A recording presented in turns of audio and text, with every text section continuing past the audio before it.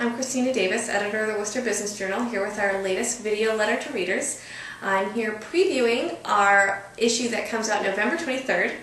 And for those who are subscribers, you should see we have a variety of stories, including one that looks at the local housing market and how there are some very aggressive investors out there who are actually flipping houses in what's a down real estate market.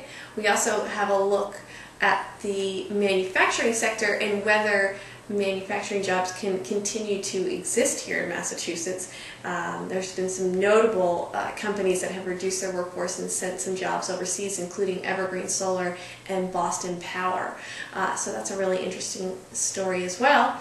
And I have with me today our new staff writer, Brandon Butler, who wrote a story about the meals tax and hotel tax option that towns now have.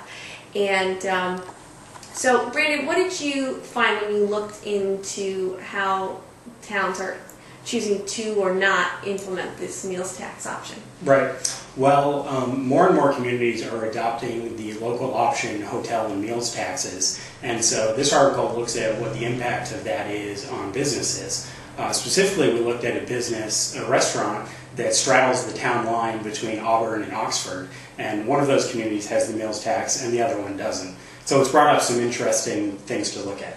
And that restaurant is called Periwinkles, and they also have an interesting way of promoting the fact that they don't have that tax, right? They sure do. They have a sign right outside their restaurant thanking the town of Oxford for not adopting the increased local option meals tax. So I think that the interesting thing that you found was sort of that when a town chooses to not enact this option tax, they're almost making a statement, and they're sort of looking at it as an economic development opportunity.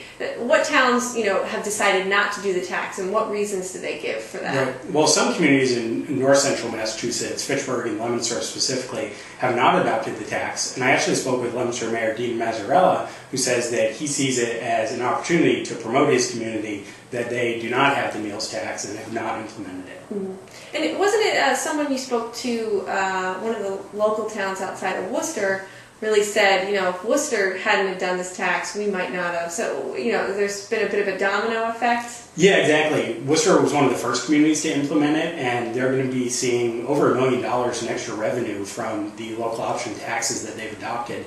And so I think some of the other communities in southern Worcester County, after Worcester adopted it, felt that it would be okay for them to adopt it as well, and maybe it wouldn't have as large of an impact on their businesses. Excellent. Well, thanks very much for that story, Brandon. Thank you. And folks out there can read that in our November 23rd issue, the print edition, or also online at wbjournal.com. Thanks very much, and we'll see you for our next video letter to readers.